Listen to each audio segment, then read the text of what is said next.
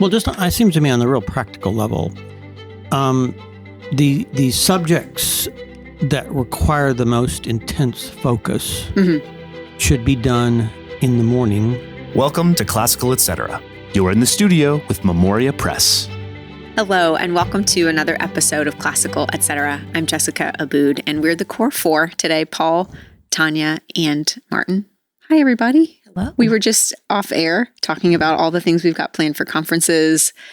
Got a big summer coming up. And then when we get back from our GHC in California, we've got the conference. Our conference. So, the conference. Yeah, we're everywhere this summer. We are. So we Martin, generally are in the summer. I know. Where's everybody going to be? California? Well, I'm big out California. Of course, I grew up out there, so I'm going to be I'm going out there earlier in the week to visit my stepmother's in the house I grew up in. So maybe see some friends. And then I'm is it Texas is after not too far after that. That's right. Yeah. At the Kalahari Resort. Mm-hmm. Is that the week before our conference? It is. There Yes, are a couple people going to that. I'm going to be there speaking, and then I've got to fly. And then you have to fly home. Yeah. So we've got that's going to be the national conference here on campus, July 13th through the 17th, right? Yes. And Paul, you were saying you're going. I'm going to ACCS's conference in Atlanta. Got it. It's June 25th, 26th, 27th.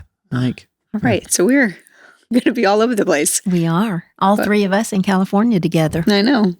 If you're in the area, come visit us at our booth because that's a really good one. Yeah. I love this one every year. I like this one too. It's good. It's good. We'd love to see you. Well, between all the travel, are we fitting in new books?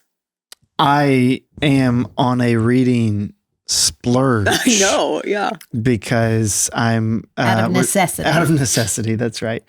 So we started this new show called Margin Notes with three of the graduates from Highlands that are with us for the summer. And so our goal is to record at least 12 episodes, which means we have to read 12 books.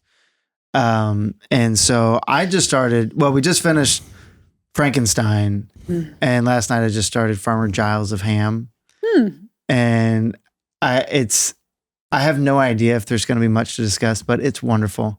It's enjoyable.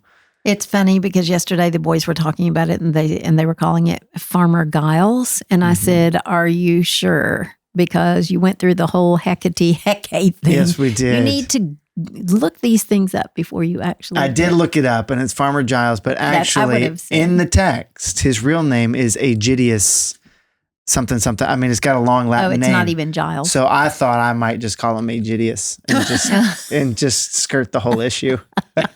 What else is on your nightstand for that? Because you have to read these in short order. Yes. Well, we changed out a couple yesterday. So Dr. Jekyll and Mr. Hyde is coming. To Kill a Mockingbird, Gulliver's Travels, The Great Divorce of Mice and Men. I mean, there's a bunch. And you did. That's a huge variety too. We did Macbeth. Oh, wow. We started with Wendell Fidelity, and we just did Frankenstein. So we have about 5 days between each book. And for me, most of them are rereads, and the boys have time during the day to read, whereas I'm trying to keep my job going. And so and your farm. Yes, and all of that. But I'm just it's good. I enjoy them. And so Farmer Giles I've not read before. So these are all HLS grads who have just finished their first year of college. So it should be they're getting used to project. being in front of a camera and all that stuff. So give us some grace on the first couple episodes. But they're so sincere and they're putting so much into it, which is fun to see. And, we just did our third episode, and I think Tanya's enjoying this because every episode we do, they get more and more confident to challenge me.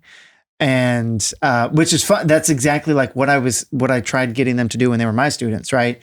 Like, let's discuss this. Nothing's off the table. And so they are getting more and more confident in that, which is fun. They're a joy to have around. They really are. We're going to miss them when they leave because they are so enthusiastic about their academic lives. And they add a lot of levity. It's fun to have a 19-year-old boy. And the energy. Exactly. So much energy. Yeah. Exactly. Yeah, and they're genuinely good friends as well. Yes. With each other. So they have a good camaraderie. What about everybody else? I just finished The Marriage Portrait by Maggie O'Farrell. It was what did before you him. think? I almost bought that. I was at a bookstore this weekend. I almost bought it, and I thought I better wait. It was good. I mean, the preface would be it's dark. Like I wouldn't do the audiobook or the book with a teenager. It's because it's about a destructive marriage. So it's sad. And of course there's a lot of unhealth, but it's suspense. It's a thriller. And she's such a good writer. Yeah, and it got several critiques of it I read were talking about how she just takes so long to describe one small scene. I like that though. Usually that gets me a little bored, but she's so good that you're there. It's really, her writing is so earthy. There's a lot of texture to it. Yes. And it's so much description about the environments that these people are living in that I found it great. And Kaylee and I yesterday were talking about it because the ending is a little ambiguous. And I took it to be one thing and she took it to be totally different. So she was going to have to follow up with her. She was going to Google like what most people thought it was. Yes. Because anyway. Did she like it? She did really like it. And Maggie has a new book coming out, I think pretty soon, because I'm already in line for it at the library. It's called Land, and it's set in Ireland. Out. Oh, it's out already? Yes, I saw it at the bookstore. Oh, really? Yes. Okay, I didn't know that. Well, yes. I'm 67th in line. Oh, okay. Well, it's at the local bookstores. Oh, nice. In hardcover, very expensive, Is it really? of course. Wow. Yeah. And I just found at the bookstore that I had no idea. Do you remember the book, The Help? Yes, I do. So I loved that book. I thought it was just light. And was that a mini series on PBS or something? No, it was a movie. It did come in a movie, but I don't know that it was a series. And she's got a new book out, and I don't think she's written anything else between The Help and now. Oh, interesting. So I bought that. Oh. And I'm going to start it. And then Catherine told me yesterday about a book that she thought I would like called Miss Benson's Beetle by Rachel Joyce. And I bought it. Beetle like a bug? Yes. Or like the car or what? I don't know. Oh, okay. I don't know. That's just the title of it. And she said she thought I would like it. And I generally like what Catherine likes. I also want to say, though, that Catherine was trying to get you to read some Daphne du Maurier and you refused. Yes. Really? Did you?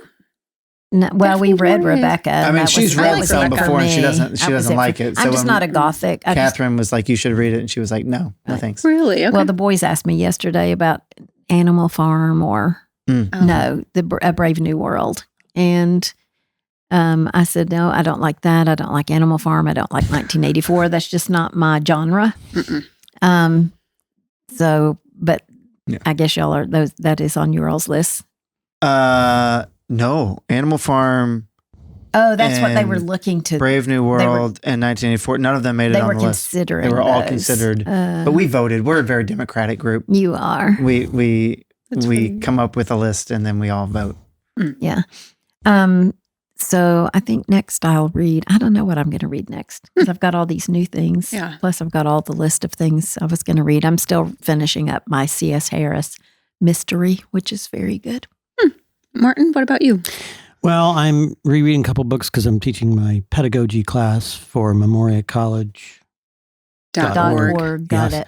And so every year I read two books, which are just how one author could have written two books as good as these on education. E.D. Hirsch's Why Knowledge Matters and The Schools We Need and Why We Don't Have Them. And I've got to read Why Knowledge Matters. Oh my gosh, they're so good.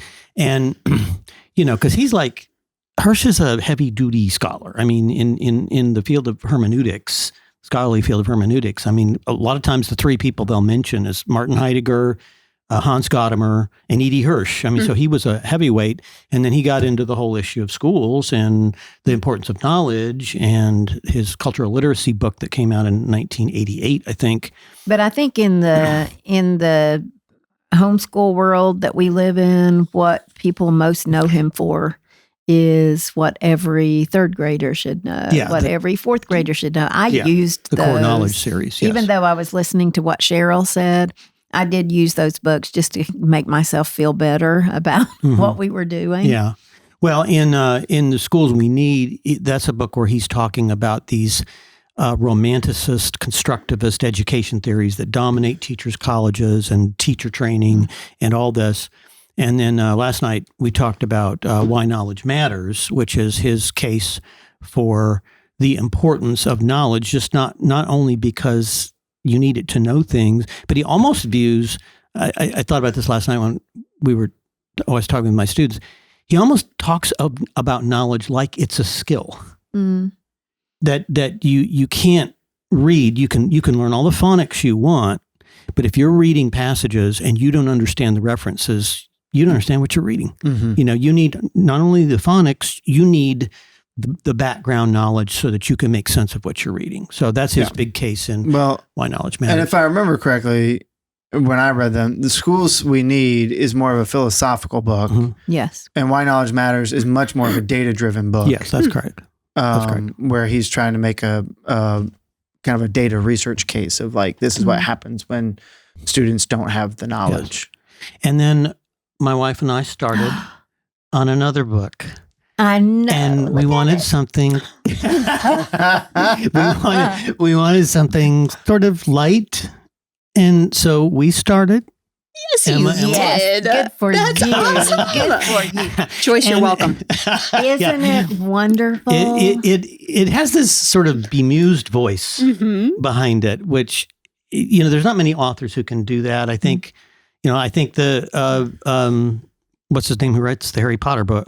Her name, Rowling. She's able to do that. That's why people like that book, is because it's got that. But then there's other writers. I'm trying to think of some other writers who do that really well. There's this delight behind them, and so I mean, and I thought, okay, clearly she's British. Emma. No, she's not. No, the author's not. The author is Emma not. is. Yeah, Emma is. But how she really kind of nails it. I'm surprised somebody from Salt Lake City, gets that. And maybe she watches a lot of BritBox. I don't know. But it's well done. So you're on volume 1. Yes. Okay. Well, they get so much better. This is the weakest volume, I think. No, is it? It's going to get so much better. Yeah. Well, I just love the way she views the world, and it's funny and lighthearted. It is, and just tongue in cheek. And I tell you, when you're traveling, the audiobooks are amazing. They are so good. And I'm listening to volume 5 now. After I've read them all, I'm listening to volume 5. And my next credit doesn't come out, and I'm almost done with it. And my next credit doesn't come until June 26th. So you gotta wait. Well, what if you had the opportunity? Yes. To hear me read it, like I'm reading it to my wife. Oh my God. All right. Well, let's move the show along. That should be a nice plane ride. Let's pick up a listener question. This is from Lindsay. She wrote us at podcast@memoriapress.com. And her question is about the recitations that we have in our curriculum.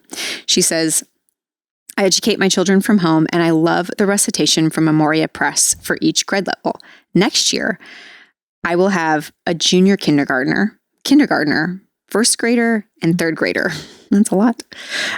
This last year, it took us a long time to run through recitation for each child, and the children who were listening lost interest pretty quickly because they were having to wait so long multiple times a week. It just became a lot.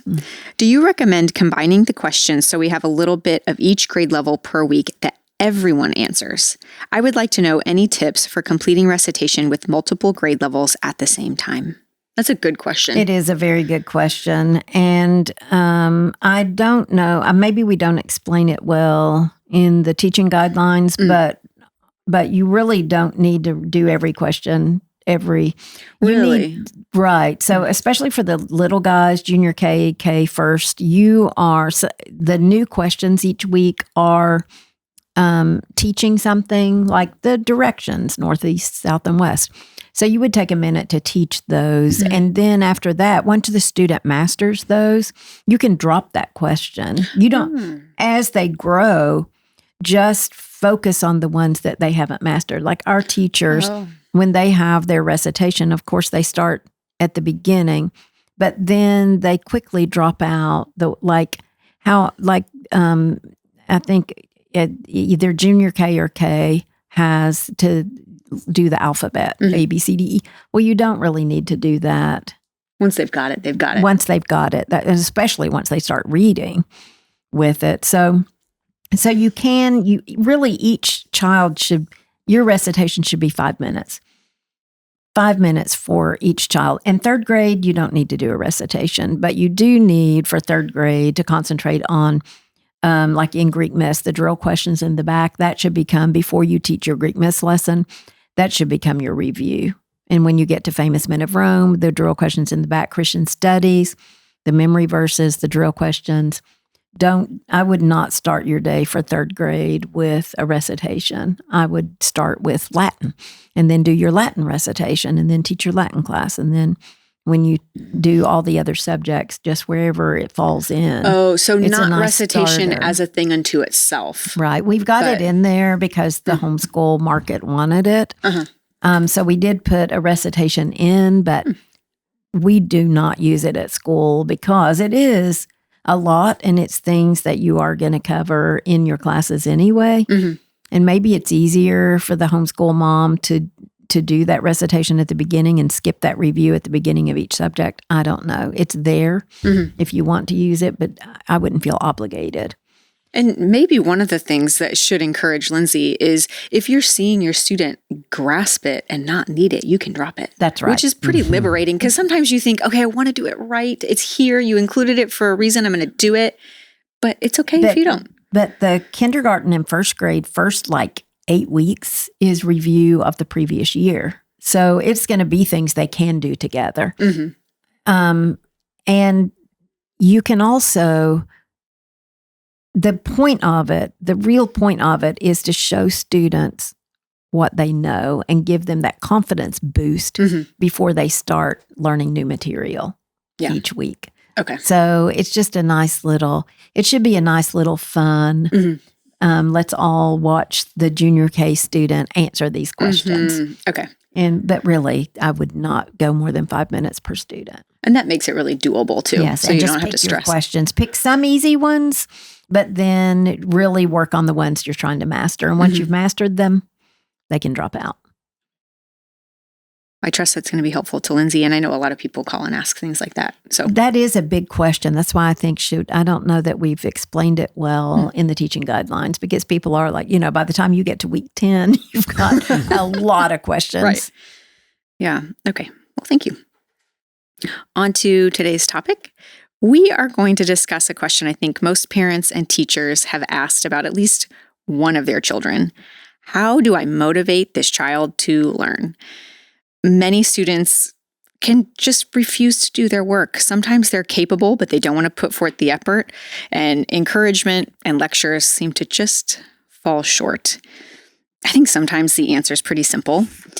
Kids don't always want to do what they ought to do, and that's even true of me as an adult sometimes. And there are things in life we just have to do. I think most parents would agree with that. But if motivation were as simple as just telling a kid what to do, we probably wouldn't need a whole episode on this.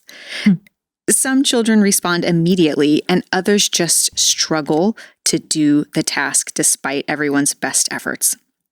So my first question to the Core 4 is, if a parent comes to you and says, my child just isn't motivated, I cannot get them to do their work, what is the first exploratory question you would ask them to get to the bottom of what might be going on?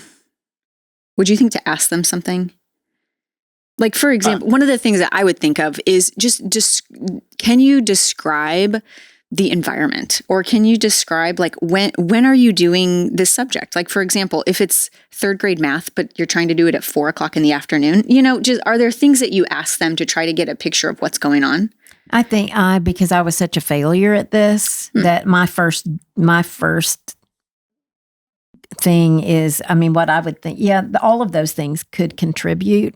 But honestly, I just had a student who was not motivated, who it didn't matter what I did.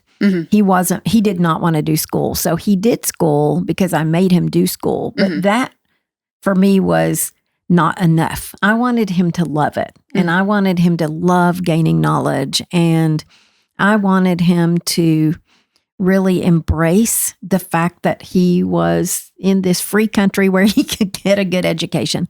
And, we sacrificed. I didn't work so that I could homeschool. And he never appreciated it. And I think that was a me problem, not a him problem. He did his work. He did his work for you because he had to. Mm-hmm. But he never enjoyed it, and I wanted him to enjoy it. And I'm the one who runs around saying learning isn't fun, and that's okay.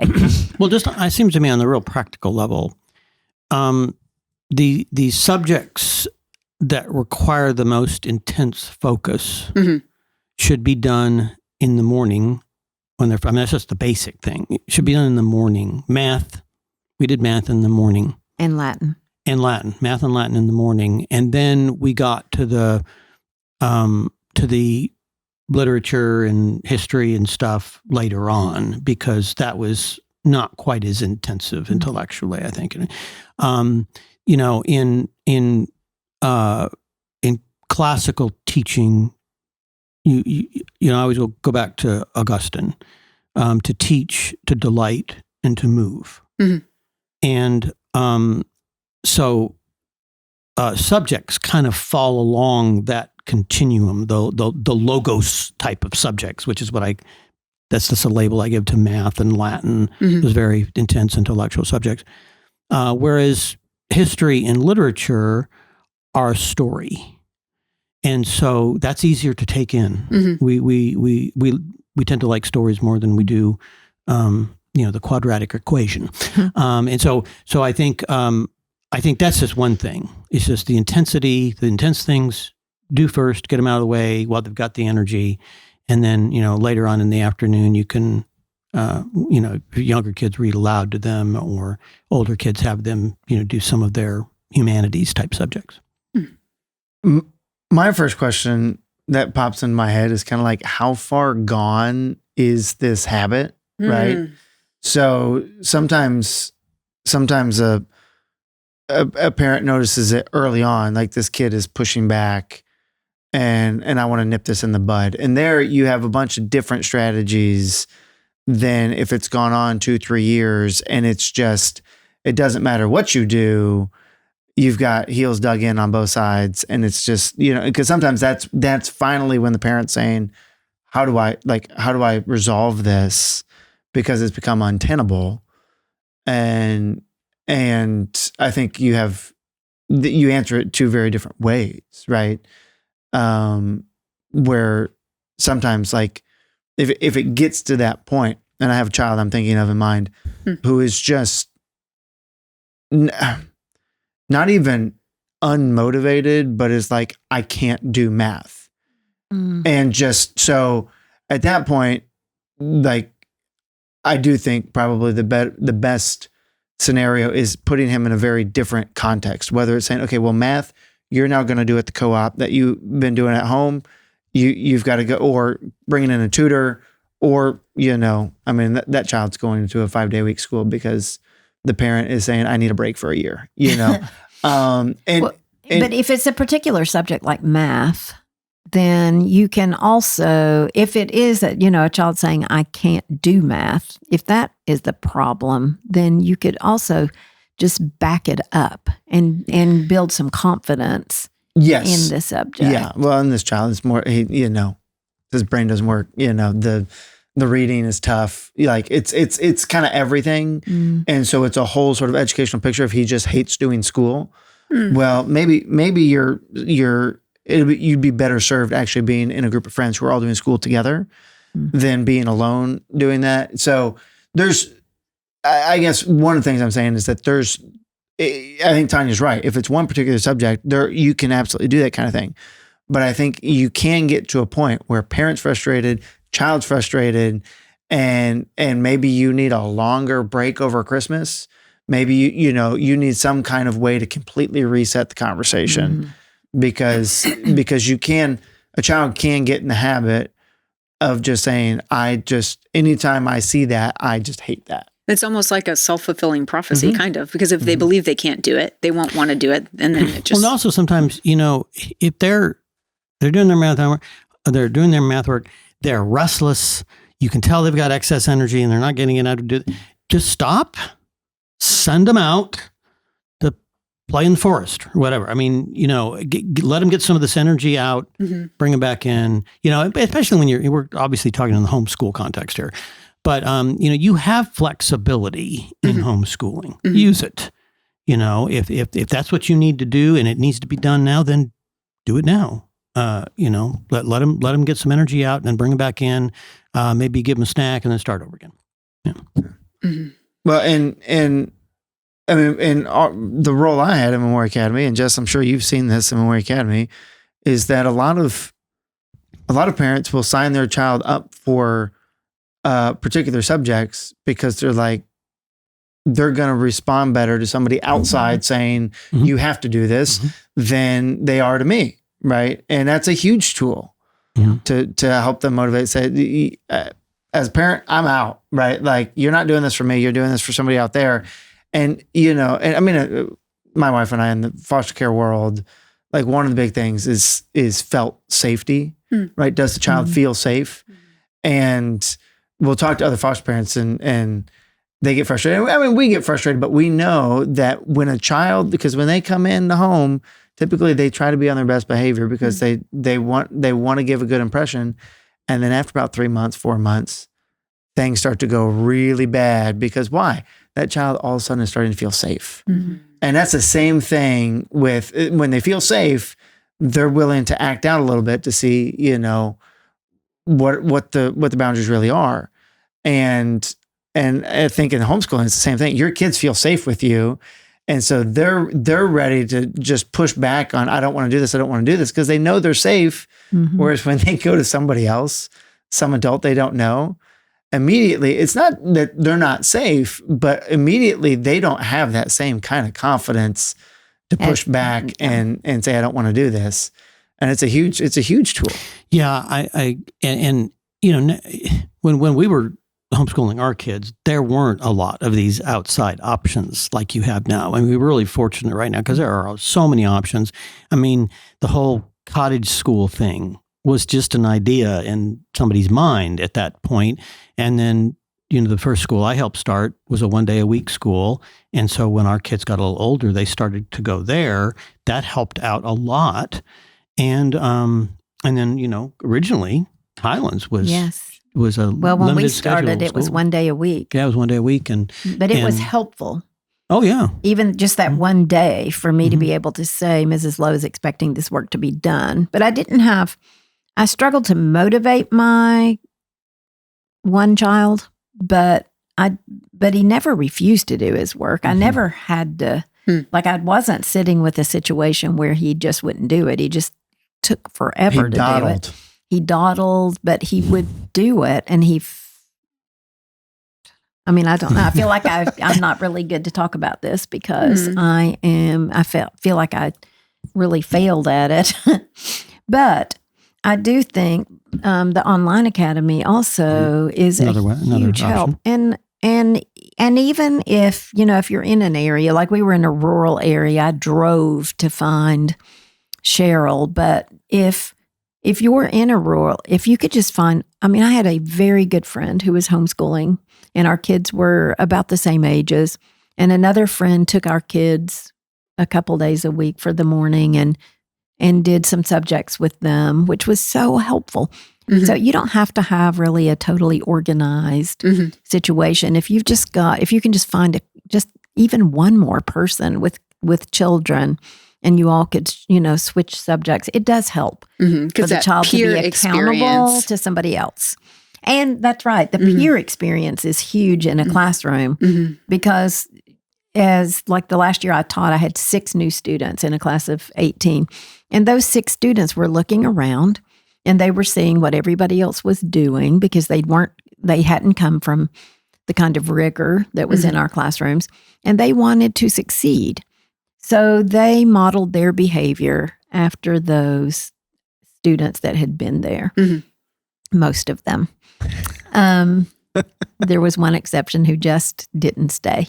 But it's the same thing in the online academy. When they're in that room with that teacher, even though it is virtual, they're still seeing their peers and they are subject to a teacher, which it does make a difference. I agree. And I think, Paul, what you said about the parent-child relationship being so unique is really helpful framing, because I think most children want to do well. Yes. And they want to please you. And so especially I think of all the emails and different things that we see from teacher and parent from child and from parent to teachers this time of year as school is ending. And they say things like, I wanted to do a good job for you because you helped me understand all the things that I couldn't figure out. And you see those this time of year as everybody's closing out the grade books.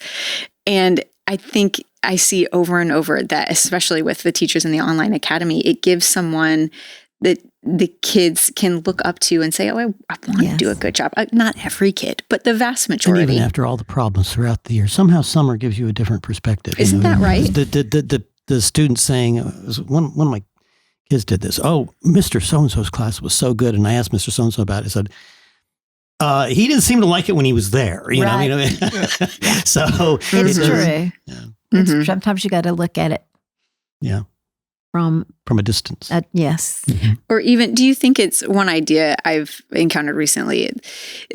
Adults often think that kids just maybe don't want to do it or don't want to do well. But what's actually going on is the kid wants to do well, but something's getting in the way. Sometimes I think absolutely that can be a problem. And that's when you really have to look at what is causing the problem.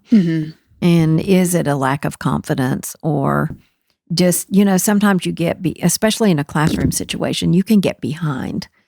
And if you do, like if you didn't really understand multiplication when it was taught, and then you move on to division, you're going to fail with division because you have to multiply in division. So, you have to be aware of, is this really just a kid that doesn't like school, or is it a kid that really is struggling?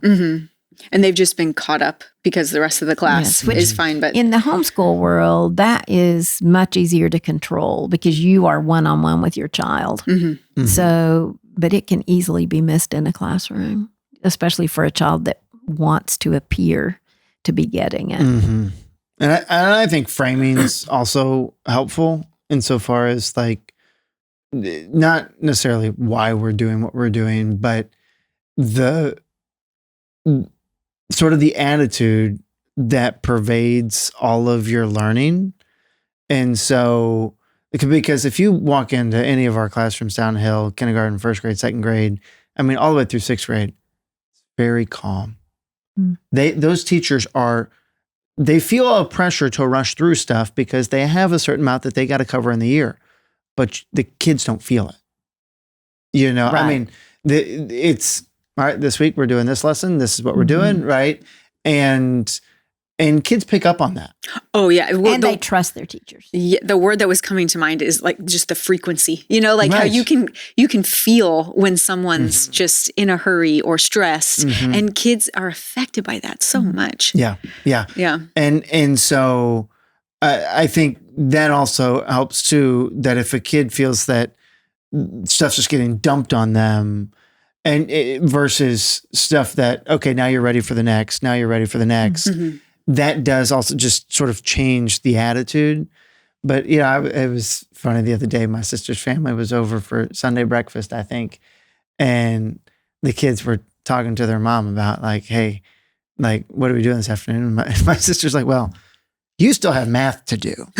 and he's like, I don't want to, and he was like, and she said, yeah, but you knew all school year long that you had to get this done, and you can't move on until you get this done. There's a good character lesson. And so you're going to you have another month's worth of work to do. Oh. So every day during the summer, you're going to be doing a little bit till you get it done.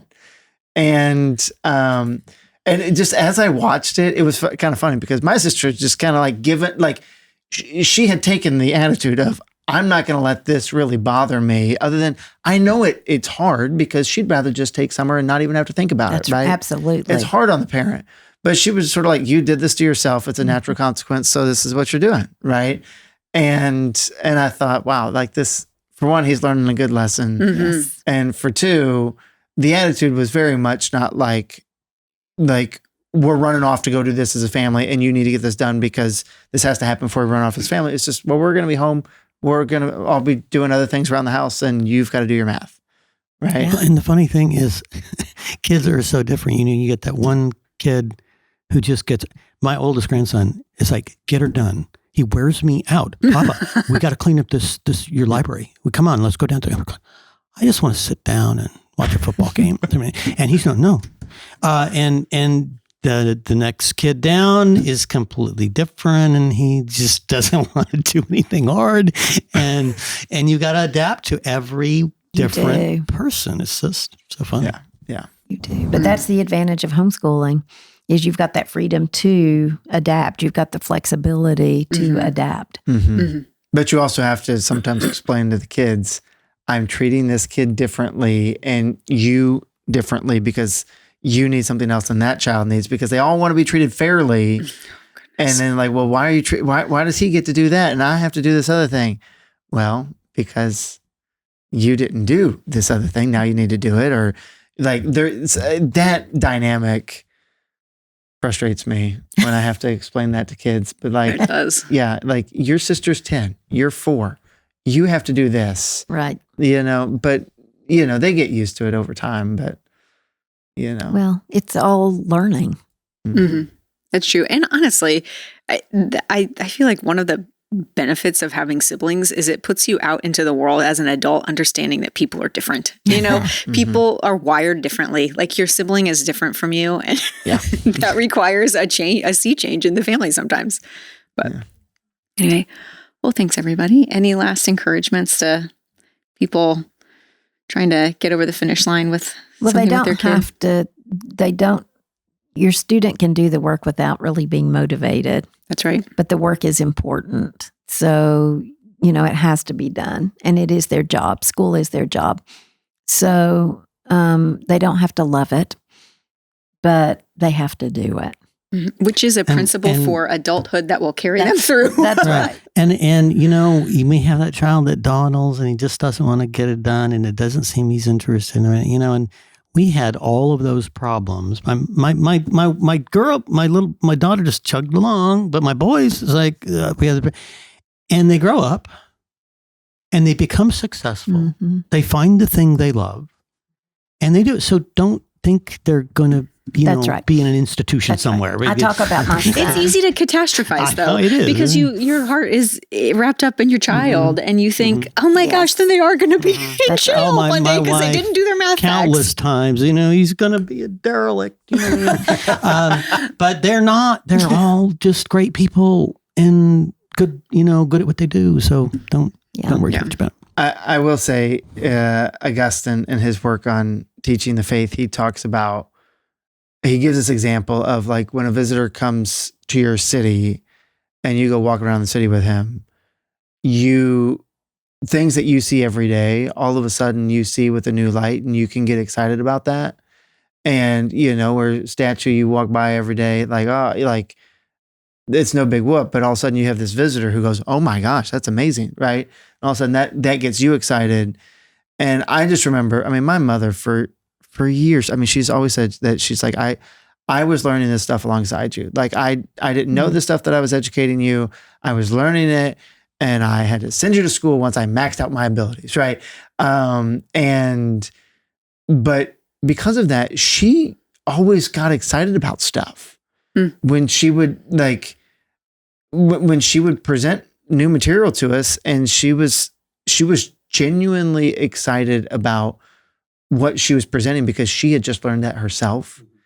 And I think that transferred a whole lot to us insofar as being willing to want to master that material was because mom was excited about it. And I don't mean to put more weight on a parent about like, you have to be excited about this, but sometimes just that genuine excitement about what is being learned is enough motivation to get the whole family going. This is exciting. Let's learn this.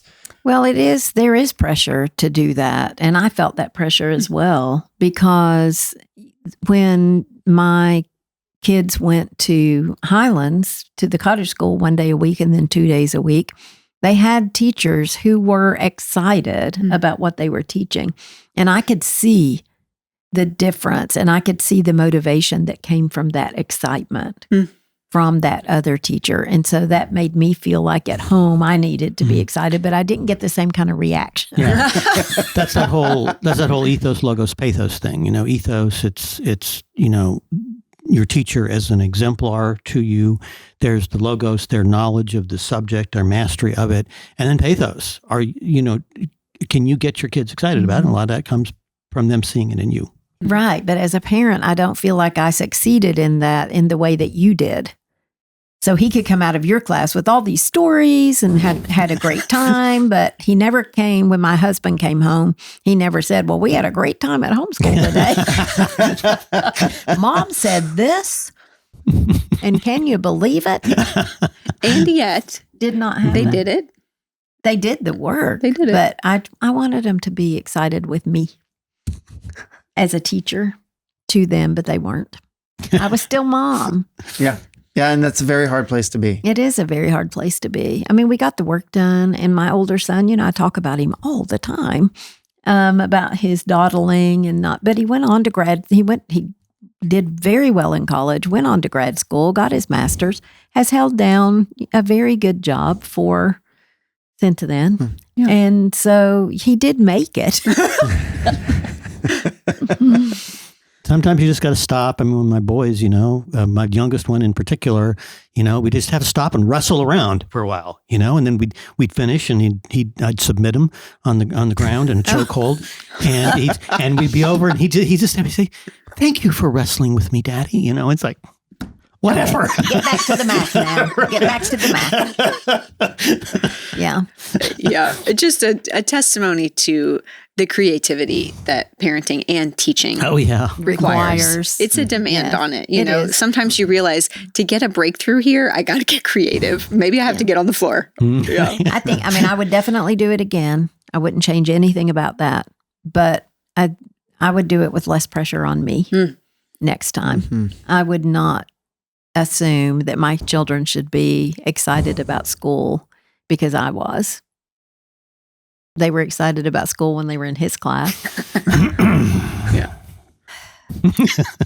Good note to end on. It can be done, and community helps. Yeah. Oh, community is so helpful. I don't know that I would have done it without it, without the community. Well, thanks for sharing all your experiences, everybody. And thank you for joining us. We'll be back next time. Thanks for joining us today on Classical Etc. by Memoria Press. If you like what you heard, please like, subscribe, or share this episode or comment. We love to hear your questions and your comments. If you want to learn more about Memoria Press, please go to memoriapress.com. This has been Classical Etc. We're so glad you joined us, and we'll see you next time.